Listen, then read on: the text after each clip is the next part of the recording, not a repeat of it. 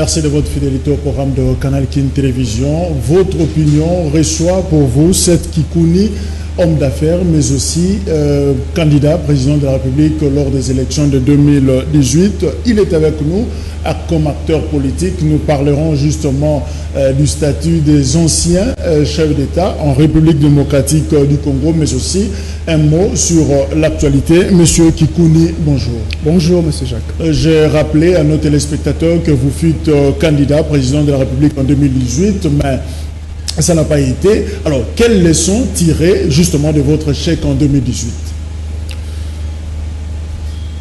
C'est vrai que les élections n'ont pas été ce que nous voulions. Il y avait beaucoup de désorganisation au niveau de la CENI et à d'autres niveaux. Les résultats ont été contestés et on n'a pas été content. Donc moi, quand je m'étais lancé, je m'étais dit que les élections de 2018 devraient servir de référence pour les élections de 2023. Mais il me semble qu'en 2023, nous allons revenir au même débat que nous avions eu en 2018 par rapport à 2011 et 2006. Et de mon côté, je me dis que nous sommes seulement obligés de nous préparer, parce que notre travail, notre rôle à nous, c'est de nous présenter de la meilleure façon possible à la population. Donc nous lançons notre parti politique cette année, et ce parti politique-là, va nous permettre de nous implanter partout dans la République pour affronter les prochaines échéances, à condition bien sûr qu'il y ait une très bonne réforme de la CENI. Nous avons beaucoup appris et nous cherchons maintenant à capitaliser tous les acquis du processus. Alors, sans finir dans votre passé politique, mais ce n'était pas un risque pris en se portant candidat sans base pratiquement. La base, ça s'est créé. Et je ne serais pas connu si j'avais emprunté une autre voie. Je m'étais préparé, mais vous savez, c'est préparer financièrement et établir des bases sont deux choses pratiquement incompatibles. Je m'étais concentré sur le côté finance, vu que je suis opérateur économique. J'ai étudié les sciences politiques. Après l'université, je m'étais dit que finalement, il était temps pour moi d'entrer dans la politique active, il fallait se préparer. Je me suis concentré sur l'aspect business, j'ai réuni les moyens et je suis venu me présenter. Je ne pouvais pas attendre beaucoup plus longtemps parce que le timing pour moi était le bon. Je m'attendais à ce qu'il y ait élection en 2016, il n'y a pas eu élection en 2016. Ils ont organisé les élections en 2018, je me suis présenté en tant que candidat et l'objectif était vraiment de se faire connaître et de passer le message qu'il faut. Aujourd'hui, il y a des acquis qu'on doit reconnaître. Je suis leader d'opinion, je suis suivi par plusieurs personnes et mes idées sont partagées journalièrement, hebdomadairement, mensuellement. C'est déjà quelque chose de très positif à mon avis qu'il faut simplement capitaliser pour le futur. Et vous soutenez Félix Tshisekedi, le président? J'étais optimiste au début, mais je suis maintenant très pessimiste par rapport à sa politique pour plusieurs raisons. Que reprochez-vous à la politique de Félix Tshisekedi, justement? D'abord, en termes de principe, on était très mal parti. Au début, nous avions l'impression qu'on avait plusieurs présidents. D'un côté, il y avait Kamere qui portait ombrage au président de la République. De l'autre côté, nous avions Kabila qui, malgré la passation de pouvoir, essayait à chaque occasion de nous montrer qu'il détenait une grande partie du pouvoir. C'est vrai qu'il détient une grande partie du pouvoir, mais il ne détient pas l'institution président de la République. Il devrait au moins respecter cela, mais au début, c'était quand même difficile pour lui de se comporter en ex-président. En ex-président. Il y avait aussi un problème par rapport à la politique intérieure du président. Vous savez, sur le plan de l'exécution de programmes, j'avais l'impression que tout était improvisé. Développer un pays, diriger un pays demande une certaine planification. C'est comme si rien n'a été planifié. Ils ont fait des choses à la légère. Aujourd'hui, nous voyons les conséquences. Nous sommes en train de payer le prix des décisions qui n'ont pas été prises comme il se devait. Mais en tant qu'ancien candidat président de la République comme Félix Tshisekedi en 2018, est-ce qu'il vous consulte aussi? Nous avons été consultés au début, quand il a été proclamé par la CENI. Nous sommes allés le voir. J'étais à la tête d'une grande délégation, forte délégation des candidats présidents. J'étais le porte-parole de cette délégation. Là, nous sommes allés le voir, nous avons parlé, nous avons échangé. C'était de très bons échanges. Et après, quand il a été confirmé par la Cour constitutionnelle, il nous a invités à la cité de l'OUA. Nous étions au nombre de 4. Nous sommes allés là-bas, nous avons parlé. C'était surtout par rapport à la suspension du Sénat et au bruit par rapport à la corruption durant ces élections-là des gouverneurs et des sénateurs. Exactement. On a parlé, nous lui avons fait part de nos préoccupations, il nous a écoutés, nous avons parlé. Et de temps à autre sur WhatsApp aussi, bon, on essaye de se saluer. La dernière fois qu'on a parlé, c'était quand il avait... pendant les funérailles d'Étienne Tshisekedi, j'avais envoyé mes mots de condoléances, il avait répondu et voilà. Et vous pensez qu'ils tiennent quand même compte de vos avis, de vos suggestions? Définitivement, nous faisons pression à notre niveau. Chaque fois qu'il y a un problème dans l'opinion publique, nous prenons les devants pour dénoncer. Et généralement, nous voyons le pouvoir faire marche arrière. Ils voulaient fêter l'alternance, nous avions dénoncé. Et ils avaient fait marche arrière, nous avons tous vu comment ça s'est passé. Il y avait ce problème-là avec le Rwanda, ce rapprochement-là qui n'était pas très bien perçu par une grande partie de la population. Je crois qu'ils ont aussi fait marche arrière. Il y a plusieurs sujets pour lesquels nous prenons la parole pour dénoncer. Et je crois que d'une certaine manière, ils nous écoutent et puis ils agissent de façon à satisfaire l'opinion nationale. Seth Kikuni, c'est aussi un opérateur économique pendant ces temps de Covid-19. Quel est le comportement maintenant? Comment vous voyez l'avenir même de vos business? En tout cas, s'il faut parler de tout le monde, vous pensez que l'économie est en train de chuter ou il y a encore de l'espoir? Vous savez, dans chaque crise, il y a des opportunités, je dois l'avouer. Mais cette crise est différente des autres crises pour la bonne et simple raison que les moyens de production là, la volonté de travailler est là, les travailleurs sont là, mais on ne sait pas travailler à cause de la maladie parce que l'État ne nous autorise pas d'aller travailler parce qu'il y a risque de se faire contaminer, il y a risque de mourir. C'est une situation inédite qui nous dépasse.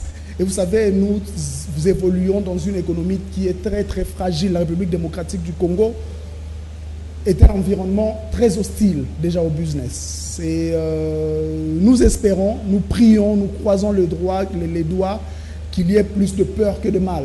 Mais la situation n'est pas bonne, nous sommes très affectés. Ça fait 2 mois que nous sommes fermés. Ce n'est pas une bonne chose pour le business, surtout que nous sommes au début de l'année. Vous savez, c'est au début de l'année que nous investissons tout notre cash dans la marchandise, dans l'espoir de vendre. Et une crise qui intervient au tout début de l'année, au mois de mars plus précisément, est un coup dur pour chaque opérateur économique. Alors, parlons du statut des anciens chefs de l'État en République démocratique du Congo. Nous pensons déjà à la loi de juillet 2018 qui, finalement, avec tout ce qu'il y a comme avantages et privilèges, 670 000 $ pour l'ancien président Joseph Kabila qui est en vie. On entretient son épouse, on prend en charge les enfants, les orphelins. Pratiquement, vous pensez que c'est trop ou c'est réaliste? C'est trop et c'est de la folie, à mon avis. Vous savez, nous sommes dans un pays pauvre, on doit le reconnaître. Nous avons un budget d'à peu près 5 milliards ou 6 milliards de dollars. Nous avons des institutions qui sont très budgétivores, qui consomment presque 70% de ce que nous produisons à l'intérieur du pays. Je suis contributeur, je suis homme d'affaires, je sais de quoi je parle. Et voir que cet argent-là qui devrait servir à améliorer par exemple le secteur de santé, de l'éducation, est utilisé pour entretenir un ancien président que nous tous considérons comme prédateur parce qu'il a dirigé pendant 18 ans et il est extrêmement riche. On voit son épouse se vanter partout à travers les dons. La dernière fois, on l'a vu dire qu'ils avaient des champs qui peuvent nourrir toute la République. Entretenir de telles personnes, je pense que c'est pratiquement de la folie.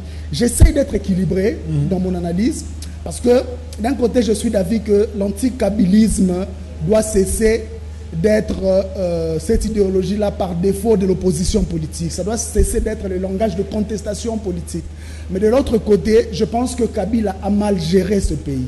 Parce que leur empire privé est beaucoup plus prospère que l'État qu'ils nous ont laissé.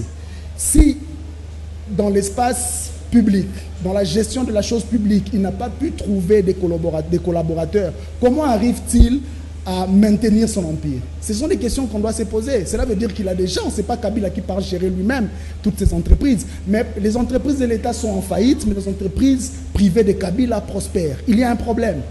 Parce que moi, en tant qu'opérateur économique, si j'arrive déjà à gérer ma boîte privée, une fois que j'ai un poste politique public, je vais constituer une équipe qui va me permettre d'atteindre mes objectifs. Et Kabila était président de la République. Cela veut dire qu'il avait une plus grande marge de manœuvre, plus grande que celle de ministres ou de PDG des entreprises. Voilà, c'était le sommet. Il pouvait tout faire, il pouvait choisir n'importe quel collaborateur. Il ne l'a pas fait, le pays est en faillite. Toutes les entreprises publiques sont en faillite. Mais les entreprises de l'État et les entreprises privées aujourd'hui prospèrent. Lorsque vous voyez le cas par exemple de Sonaïdro, Sonaïdro est presque en faillite. Ils ont besoin de 50 millions de dollars pour se relancer. Mais Kabila a investi dans le pétrole. Ils sont en train de construire des stations. Ça porte déjà des noms que je ne veux pas citer. Comment sont-ils arrivés à le faire? Ils pouvaient faire la même chose pour les entreprises étatiques. Ça prouve qu'il y a eu un problème que nous devons dénoncer. On ne veut pas les dénoncer maintenant parce qu'on a assisté à une première alternance. On le laisse tranquille, mais cela ne veut pas dire qu'il est pratiquement innocent. Non, Kabila reste un prédateur, ça on doit toujours se le dire. Tout calcul fait, 8 millions 40 000 dollars, c'est ce que touchera l'ancien président Kabila par an. Et si on fait le même montant en 10 ans, Kabila touchera 80 millions de dollars. Alors, cette Kikouni, vous dites, c'est lui qui nous doit tout et non le contraire. N'est-ce pas trop? Vous êtes en train de personnaliser le débat finalement. Non, mais Kabila était président de la République. Son travail était de permettre à ces pays d'aller de l'avant. Vous savez, quand vous avez un parti politique, lorsque vous êtes acteur politique et vous décidez de vous présenter aux élections, vous venez avec un programme. Ce programme-là est un contrat moral que vous signez avec vos probables électeurs. Vous venez avec votre programme, vous dites, voilà, moi je vais faire A, B, C, D et E par exemple. Et les électeurs viennent avec leur voix pour vous donner cette confiance-là. Ils vous disent, ok, vous nous avez promis ceci, nous on vous donne la monnaie, on paye. Réalisez maintenant ce que vous nous avez promis. Kabila a été élu à 2 reprises. Il a pris le pouvoir en 2001. Mais les promesses faites et les réalisations que nous avons aujourd'hui ne concordent pas. Il a échoué dans son mandat, ça on doit se le dire. Ce n'est pas parce qu'il a organisé des élections et qu'on a un nouveau président qu'on doit oublier 18 ans passés. On a vu ce que Félix Tshisekedi, malgré l'absence de planification, a essayé de faire en quelques mois. Ce n'est pas ce que Kabila a fait en plus de 18 ans. Non, on doit se le dire. Il a échoué et il nous doit tout ce qu'il a aujourd'hui et tout ce qu'il est. Il nous doit son Kingakati, il nous doit sa fortune, il nous doit même le fait d'être resté dans ces pays. Ça signifie quoi? On doit auditer l'ancien président. À un certain moment, nous devons le faire. Nous sommes obligés de le faire. Parce que si on doit protéger les anciens présidents, tout président qui viendra se permettra de faire n'importe quoi et à la fin, on n'aura plus rien qui va nous rester. Parce qu'aujourd'hui, on dit de Kabila qu'il est l'homme le plus riche de la République démocratique du Congo. Est-ce vrai ou faux? Dans les faits, on sait voir qu'il est très riche. Parce que Kingakati, c'est un État dans un État, on doit se le dire. Le PPRD a beaucoup de moyens. Le PPRD a présenté plus de 15 000 candidats. C'est 3 fois plus que tous les autres candidats de l'opposition. Présenter des candidats dans les élections dans ces pays, 15 000 candidats déjà au niveau législatif, mais c'est énorme, ça demande beaucoup d'argent. Et nous avons appris qu'il était celui qui avait financé toute cette campagne-là. Donc ils ont de l'argent. Où ont-ils trouvé cet argent-là? C'est dans les caisses de l'État qu'ils ont trouvé cet argent. Que suggérez-vous, cette Kikouni, doit-on réviser cette loi de 2018? Nous sommes obligés de réviser. Statut des anciens. Nous sommes obligés de réviser cette loi-là. Mais malheureusement, nous n'avons pas la majorité dans le Parlement, encore moins dans le Sénat. Nous n'avons pas l'exécutif même au niveau provincial, dans les assemblées provinciales. Nous n'avons pas ce pouvoir-là. Et je crois que l'objectif pour 2023 serait d'abord de changer ces rapports de force-là. Pour qu'il y ait vraiment changement, 2 choses doivent entrer en jeu. Premièrement, il faut que le rapport de force change. Au moment où nous parlons, il n'y a pas eu de changement en termes de rapport de force. Kabila a tout le pouvoir. Il peut tout faire, sauf la présidence. Et vous savez, la présidence aussi dépend des autres pouvoirs, notamment le pouvoir législatif. Deuxième chose, il faut que les éléments de changement puissent l'emporter sur les éléments de la continuité. Jusque-là, les éléments de changement ne l'emportent pas sur les éléments de la continuité. Nous avons l'impression de vivre les prolongations de l'époque Kabila sur le plan social, par exemple. Donc Kabila continue. Kabila continue et cette tendance-là doit changer. Raison pour laquelle en 2023, c'était une erreur qui a été commise au niveau de l'opposition. Nous sommes beaucoup plus concentrés au président. Mais est-il possible de contourner cette omniprésence de Kabila? À ce niveau, c'est très difficile, à moins que le président de la République prenne le courage de dissoudre le Parlement, par exemple. Mais est-ce que ça va nous conduire à quelque chose? Je ne pense pas, parce qu'il sera obligé d'organiser d'autres élections en 60 jours. Organiser d'autres élections en 60 jours demande de l'argent, non seulement pour l'institution CENI, mais aussi pour les partis politiques qui vont se présenter à ces élections-là. En ce moment, le seul parti, le seul regroupement qui a beaucoup d'argent, c'est le FCC, c'est le PPRD. Donc si même si on doit réorganiser des élections, nous ne saurons pas battre cette machine-là. Nous avons besoin de temps pour nous faire de moyens. Nous autres, nous sommes opérateurs économiques, on se débrouille, les autres aussi se débrouillent. Et aussi conscientiser la population, finalement, à commencer à contribuer pour les politiciens. Qu'est-ce qu'on comprend finalement de vous dire? Kabila est incontournable. Pour l'instant, il est incontournable, mais ce n'est que question de temps. Si on s'organise bien, si l'opposition s'est ressaisie en ce moment, nous pouvons créer un contre-équilibre qui pourra faire en sorte que la marge de manœuvre que Kabila a puisse d'une certaine manière se réduire, parce que l'État, ce n'est pas seulement les institutions, il faut le savoir aussi, il y a aussi la pression populaire qui compte. Parce que nous sommes dans un système, c'est comme cela qu'on explique en sciences politiques. Le système est fermé, mais il y a des choses qui nourrissent le système. Il y a les exigences, il y a les soutiens. Et c'est à partir de ces exigences et de ces soutiens-là que le système prend des décisions. La décision d'organiser les élections a été aussi le résultat de plusieurs pressions et exigences de la part de la population. Si on s'organise en ces moments, pas en ordre dispersé, si on s'organise, on fait pression, je crois que face aux institutions que Kabila détient, il y aura la population détentrice du vrai pouvoir dans le pays. Alors, une plainte par exemple contre l'ancien président, une dénonciation pour crime contre l'humanité entre guillemets, le fait du pasteur l'évêque Mukuna. Vous pensez que, c'est d'ailleurs en rapport avec les privilèges et avantages de l'ancien président, il y a aussi cette protection juridique, il y a cette responsabilité pénale. Vous pensez que c'est le moment d'auditer les actes de Kabila? Non, ce n'est pas opportun. Vous savez, je ne comprends même pas pourquoi est-ce qu'il s'est précipité de la sorte. Il y a une loi qui protège les anciens. Vous parlez de Mukuna? Oui, je parle de Mukuna. Il est pasteur. Moi, je suis contre le fait que les clergés, les pasteurs puissent se mêler de la politique. Je crois que nous sommes dans un état laïque. Même quand il s'agirait de l'éveil patriotique, entre guillemets encore une fois. Est-ce vraiment de l'éveil patriotique? C'est un point à débat. Parce que, déjà, le dépôt de la plainte s'est fait dans un contexte un peu douteux. On a présenté sa vidéo où on l'accuse d'avoir exploité, manipulé, ou je ne sais pas moi, violé une jeune dame. Et dans la démarche de sa défense, il se précipite pour aller déposer la plainte en disant que c'est Kabila qui a monté cette image-là. Déjà, on n'est pas sûr que c'est Kabila qui a fait cette image-là. Il y a une femme, une victime qui continue à se plaindre, qui continue à réclamer ses droits. On devrait d'abord finir cette affaire-là avant de penser aborder l'autre question. L'éveil patriotique, c'est vrai, c'est un discours qui a peut-être des adhérents, mais ce n'est pas le moment.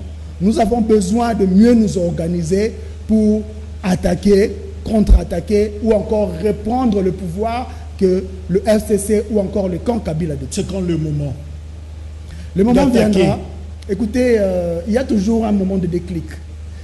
Et je crois que la mort de Rossi Mukendi, par exemple, avait réveillé beaucoup de gens. La révolte, ce n'est pas quelque chose qui arrive du jour au lendemain. Ça ne se passe pas en une seule nuit, non. Il y a un message qui est véhiculé, qui vient peut-être des élites. Ce message-là atteint la masse transforme ce message-là et le renvoie au niveau des élites. Et les élites prennent ce message-là pour renvoyer encore à la masse, et à un certain point, il y a un déclic que personne ne peut contrôler. C'est comme ça qu'on a connu les révolutions arabes. Vous vous direz que voilà pourquoi les Arabes se sont tués tous ces temps. Il a fallu qu'une personne puisse s'immoler pour que les gens puissent descendre dans la rue. Non, c'était le moment de déclic. Cette Kikouni veut apprendre au peuple congolais qu'il y a un délai pour dénoncer le mal. Pas dans ce sens-là. Il y a un processus. Et ce processus-là, ce n'est pas des individus qui contrôlent cela, c'est le peuple. Quand la souffrance atteint son paroxysme, le peuple finit par se réagir. C'est inévitable, c'est inévitable. C'est vrai qu'aujourd'hui, il y a des facteurs externes qui empêchent au peuple de se révolter. Mais nous allons arriver à ces révoltes-là. Ce n'est que question de temps. Vous ne pouvez pas forcer les choses. Lorsque vous forcez les choses, vous allez obtenir des résultats très contestés et qui peuvent nuire à toute la nation. Et vous estimez que la démarche Mukuna est inopportune. Est-ce que vous voyez dans cette démarche Mukuna un jeu obscur de l'Union pour la démocratie et le progrès social et parti présidentiel? Difficile à dire parce que vous savez, moi en même temps je suis politologue, je ne peux que me fier à l'observation, à ce que je vois. Je ne peux pas donner des explications complotistes que je ne maîtrise pas, non. Ce que moi je vois, c'est ce que tous les Congolais voient. Kabila a très mal dirigé ce pays, mais nous avons un nouveau président. C'est une première. On voulait d'abord consolider cela. Après avoir consolidé cet aspect-là de choses, nous allons maintenant trouver un mécanisme pour questionner le passé. C'est important. On doit faire la paix avec le passé. Sinon, dans le futur, nous allons revivre les mêmes problèmes. C'est inopportun pour lui d'entamer cette démarche-là. Et je ne pense même pas que l'UDPS peut manipuler Mukuna à entamer cette démarche. Pour la bonne et simple raison que l'UDPS elle-même est en coalition avec le FCC. Beaucoup de choses se disent par rapport aux élections. Félix Tshisekedi n'a pas demandé à la CENI de publier les résultats bureau de vote par bureau de vote. Il y a encore des contestations, il y a encore des doutes là-dessus. Je ne pense pas que Félix Tshisekedi peut prendre ce risque-là d'attaquer frontalement Joseph Kabila, même à travers Mukuna, je ne le pense pas. Monsieur de l'UNC, Union pour la nation congolaise, du directeur de cabinet et de Félix Tshisekedi, certains citaient quand même l'UDPS comme étant derrière le dossier Caméré.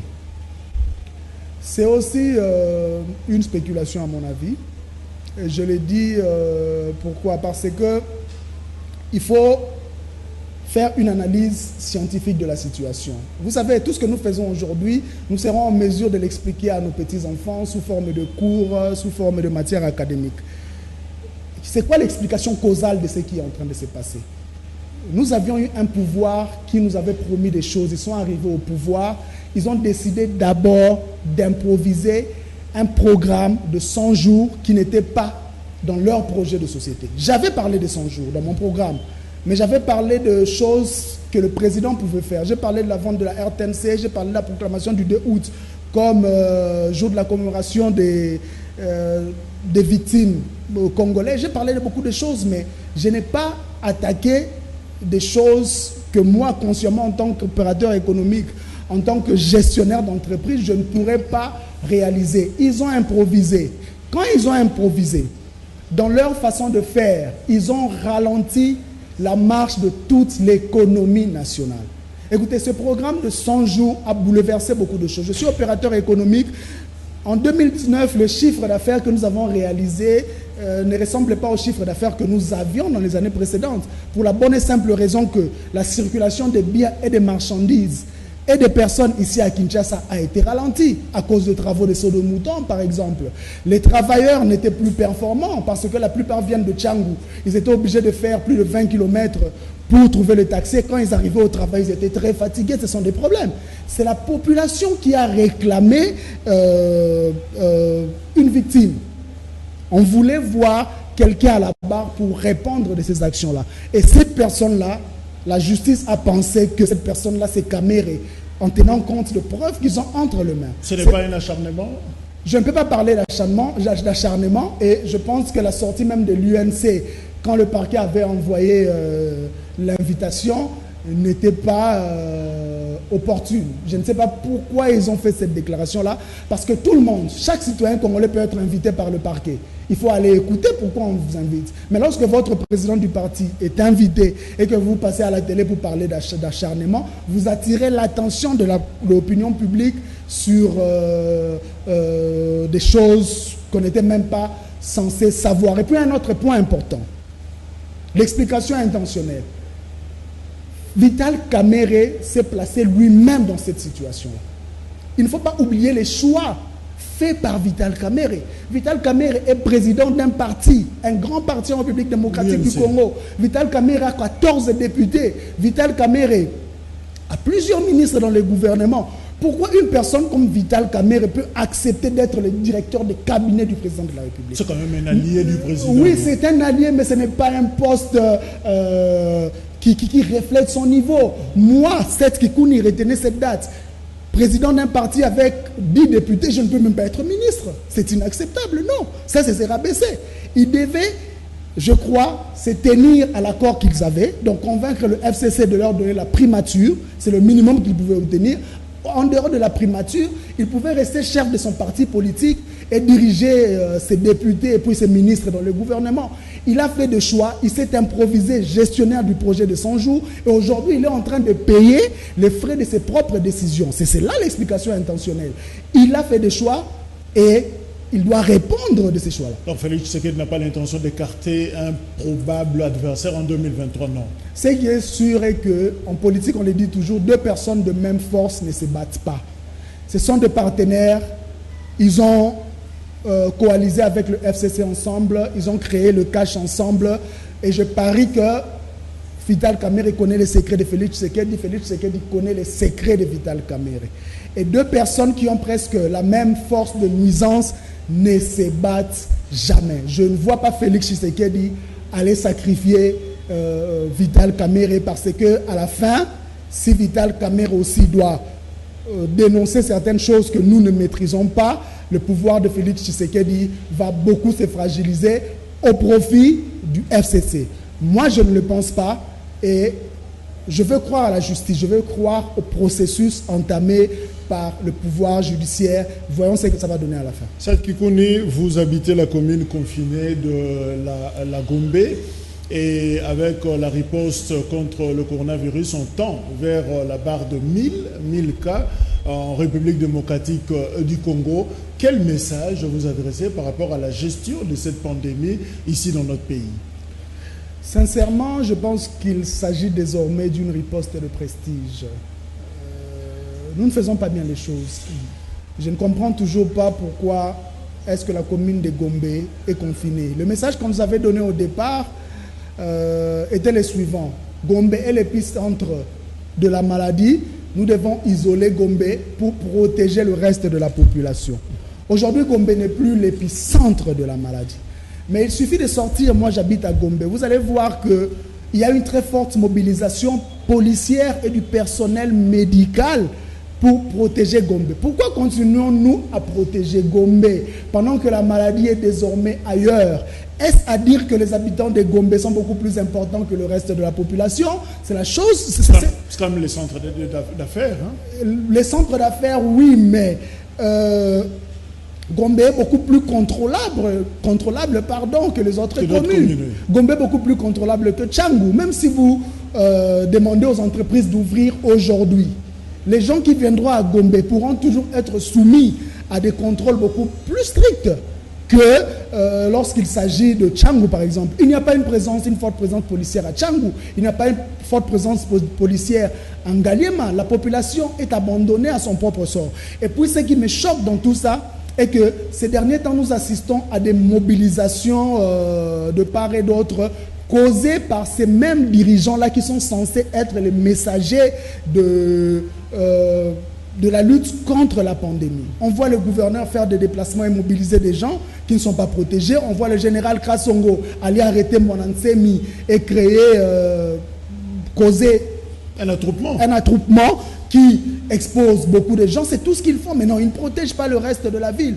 Alors je ne comprends pas pourquoi est-ce que Gombe continue d'être confiné. Raison pour laquelle je dis que cette riposte est une riposte de prestige désormais. Nous cherchons tout simplement à impressionner. On veut montrer à la face du monde que nous sommes en train de combattre le Covid, mais dans la réalité, il n'en est plus question. Mais vous croyez quand même à l'existence de la maladie? La maladie est là, la maladie existe. Ça, je peux l'affirmer. C'est vrai que nous avons plusieurs déficits en termes d'infrastructures. Au tout début de la pandémie, j'ai beaucoup sensibilisé quant à ce. J'étais la première personne à faire venir le masque pendant que le gouvernement n'y pensait même pas. Parce que je croyais à la maladie. Je voulais...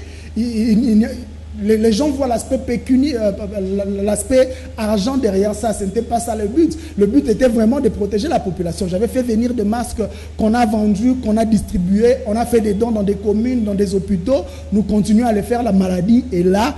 Mais il faut qu'on soit sérieux dans notre façon de mener cette riposte. Sinon, nous allons créer un autre problème que nous n'arriverons pas à gérer. Seth Kikouni, merci d'être venu. Je rappelle que vous êtes opérateur économique, ancien candidat à la présidentielle de 2018 ici en République démocratique du Congo. Encore une fois, merci. Je crois que ça ne serait pas la dernière fois. On aura encore besoin de vous pour commenter l'actualité. Merci de votre fidélité. Je vous retrouve au prochain numéro. Suivez votre opinion sur Canal King Télévision, King Actu et TV sur TNT, mais aussi nous sommes présents sur YouTube. Merci. Au revoir.